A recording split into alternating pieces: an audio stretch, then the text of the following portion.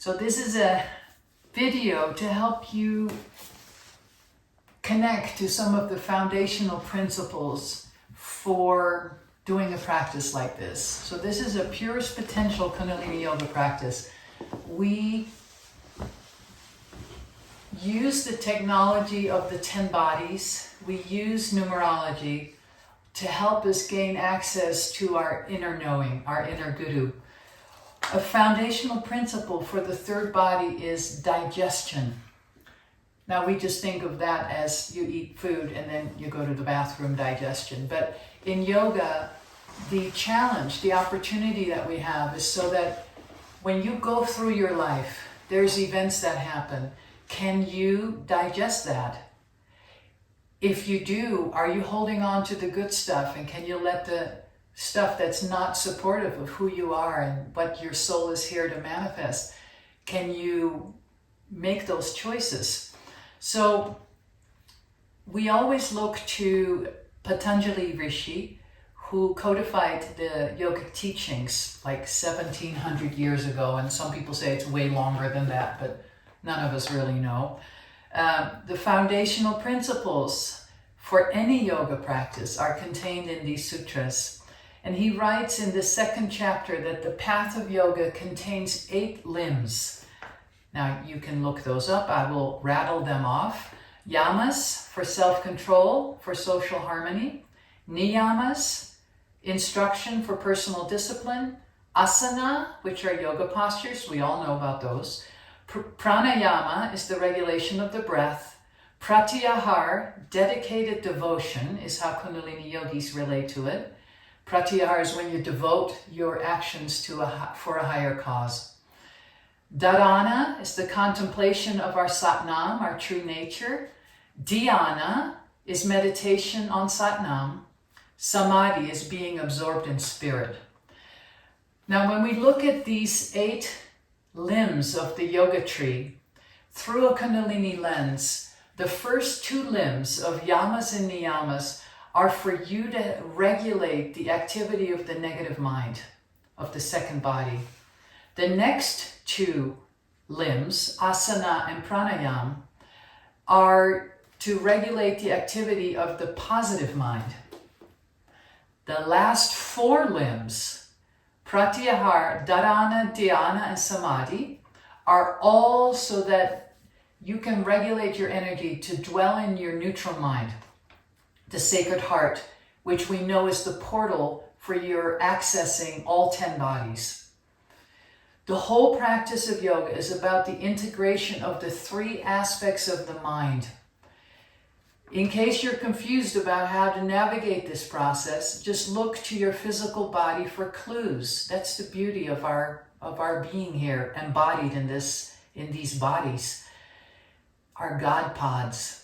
It will reflect your harmony with how your mind is processing your life's events by how well your digestion is working for you. That should give you a direct link into going, oh, well, maybe that whole process is not flowing so well for me, moving from negative to positive to neutral. Remember, you're never going to just jump to neutral. You have to process through negative, positive, neutral. And if there's discomfort or pain, tune into where in the process of moving from negative to positive to neutral you might be stuck. Okay? The opportunity here is when your negative mind picks up on something and it tries to protect you from it, if you don't process that and allow it to move into the positive mind will pick up on that fear or on that contraction and amplify it. So now you're just stuck in this hamster wheel between the negative and positive mind. And the process of Kundalini Yoga, doing these asanas together in the kriyas that they are given to us, will help you to move from negative, positive to neutral. That's why they're designed the way that they are. One of the reasons. The negative aspect is your protective aspect of the mind. It's very necessary, it's very important, and it's the first one that will respond. The positive mind is the projective aspect of your mind. It grows things, it makes it bigger. The neutral mind is where all thoughts and feelings that arise must pass through so that you can dwell in your intuition and remain true to your Satnam, to your truth. Why yogis practice all 8 parts of this yogic formula is so that you can digest all the experiences of your life in such a way that you keep moving towards the goal of yoga, which is to become and love your true self. The Kundalini way to digest the experiences of your life, and we know there's so many of them, is to keep moving through this negative, positive, neutral. And I'm sorry to tell you, but this process is never done. You're not going to get to neutral and go, oh, good, I'm here. I did all my work, now I'm neutral. No, this is every time that anything that happens, you have to go through this process. We're here on this planet Earth and we learn through the polarities. Okay, we are in this world, we are householders, and we're learning through the polarities that are inherently part of this existence on this planet. With the 8 aspects of yoga included in your everyday practice, you make sure that you can digest all of life's lessons. Now, in order to accelerate the inner development of the self, we need to bring the 3 aspects of the mind together. They must synchronize and balance. And the best way to do this is after your practice, you sit in silence to release the struggle to control this world and to consciously return your awareness to being yourself. We call this shunya. This is when you can just sit and be completely still. The negative, the positive poles are not pinging back and forth, and you can just be still and dwell in your presence. In Kundalini Yoga, it's awareness that heals. So for you to just be aware and present to yourself is the healing. A simple example of how to get all these 8 aspects in your day, I'm sure you've been wondering how to do all that, to digest your experiences and support your yoga is, okay, you can wake up before the sun wakes you up and do your yoga and pranayama practice and a meditation practice, and end with prayer at your altar. Be intentional about what you eat and what you drink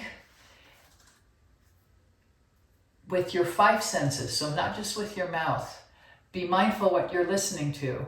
Be mindful what you're allowing yourself to look at and dwell on. Okay, like that. So all 5 senses, just know that you're a very sensorial being and you can use this to help you be in a state of yoga.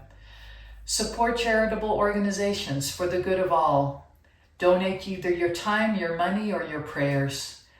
Hang out in conscious community. Take breathing breaks throughout the day for just 1 minute. That can totally help you go back into your neutral mind, into your heart. Then ending your day with an attitude of gratitude, knowing that you can digest all distractions, all temptations, all confusions, and transform this energy. Remember, it's just energy, and it's you determine how it expresses through you. And you can control this, transform this energy to make an impression on your own infinite consciousness and dwell in your Satnam, your true nature. So please enjoy this process of really diving into the foundational aspects of yoga, why we do what we do, why it's not a practice that happens on your mat for 30 minutes in the morning and then the rest of the day is whatever. It's an entire 24-hour process for you to create the environment for the Kundalini to be able to rise and stay fluid in your life. It's not it's not like doing something good for a little bit and then going out eating whatever. It doesn't work like that. The Kundalini is way, way, way sensitive to the intention that you hold. So I wish you well playing with this concept of digestion, and may you digest all your experiences in life so that they serve your higher expression of who you came here to be. Sat Nam, enjoy.